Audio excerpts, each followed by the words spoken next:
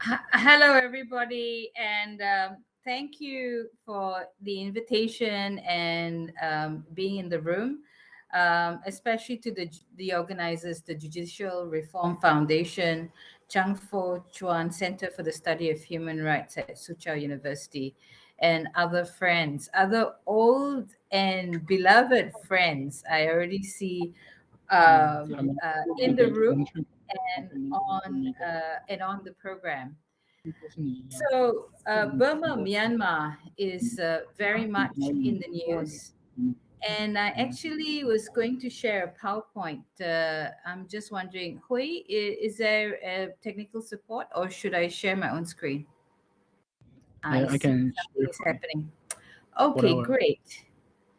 Okay, great. So I wanted for you to have a look at these statistics. It's quite horrifying because in the 1st of February, well, many friends in Taiwan have been long-term supporters of the movement for democracy and human rights in Burma, Myanmar.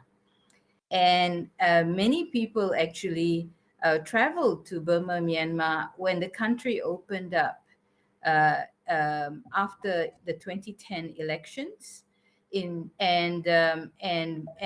more people came after the NLD, the National League for Democracy, won the 2015 election because there was so much hope that we will see a genuine and sustainable democratic transition. But what we also were struggling with was a focus from politicians and even regional governments on economic development first and then democratic reforms second.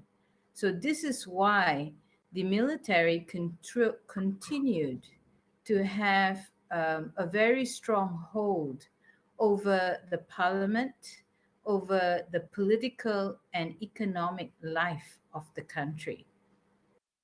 So when Aung San Suu Kyi's party, the NLD, won the election in 2015 by a landslide, and there was a very slow pace of reform. In fact, in some parts of the country, there was actually a reversal of fundamental rights and freedoms, including for the Kachin people, for the different ethnic nationalities in Shan State in the north near the China border, but also in the west in Rakhine State, where we saw a genocidal campaign of violence against the Rohingya by the Burmese military in 2017. So people were saying, don't worry, the first term of the NLD it will not deliver all the results we want, but the second term of the NLD will will be much better because the NLD government, the Democratic League government, will be more emboldened to engage in legislative and institutional reforms necessary for human rights and democracy. Well, the NLD did win a second term a year ago in the November 2020 election, but the military held a coup on the 1st of February, mainly because Senior General Min Aung Hlaing, who was going to be forced to retire when he turned 60 in July, insisted on becoming the president. And it was an ultimatum to Aung San Suu Kyi that they make him the president before he is forced to retire from the military, and he will allow the NLD to convene parliament. That did not happen, and this is what we saw. Now, since then, we've seen a very quick pace of reform in many ways. The youth of the country refused to accept the military coup. Women and youth became leaders of a nationwide movement that still continues to see demonstrations and flash mob protests despite extreme violence. The military junta, which broke its own constitution with the coup, tried to use force in order to intimidate the movement and instead made people much more angry. The military had a deadline of April to gain control of the country. That did not happen. In fact, now the military has set a new deadline to gain control of the country, which is the end of this year. What I'm showing you now is a table of conflict statistics. Syria, Burma, Myanmar, Afghanistan, and Yemen. Sorry, please go back to the table, the slide before. The first slide. Yes, the top one. And these are the countries in conflict that are currently being discussed at the UN Security Council. And what I'm showing you is the number of attacks that either target civilians or cause harm to civilians. And if you look for the month of September, October, and November, there have been more attacks on civilians in Burma, Myanmar, these 3 months, than Syria and Afghanistan combined. All these attacks are happening in both Burman majority and ethnic nationality areas, in urban cities and rural villages. The kinds of attacks we have seen have been grenade attacks, mortar attacks, air strikes, drone strikes, snipers, and shootings by the illegal military junta. A number of our friends have either died by sniper in assassination or died in custody from torture and being prevented from getting treatment. So now we have a death toll of over 1,300 people, mostly young people, including a large number of children who were not even at the protest. We have nearly 11,000 arrests. The majority of people are still in detention, and we have nearly 2,000 people on the run facing arrest warrants. What has happened in the meantime? We've seen a movement in the country and their global supporters push and mobilize very quickly.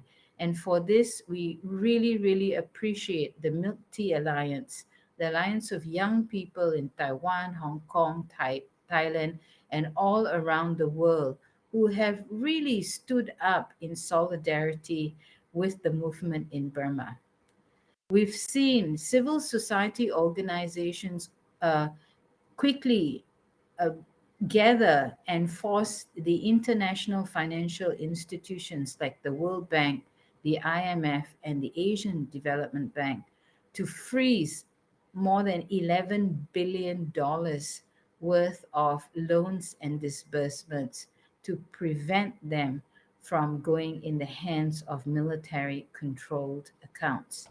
We've seen a global movement for corporate accountability, which have forced Facebook, Harry Winston Jewelers, and a lot of other global brand names to either publicly step back from the support for the military junta or even withdraw or freeze their investment in the country.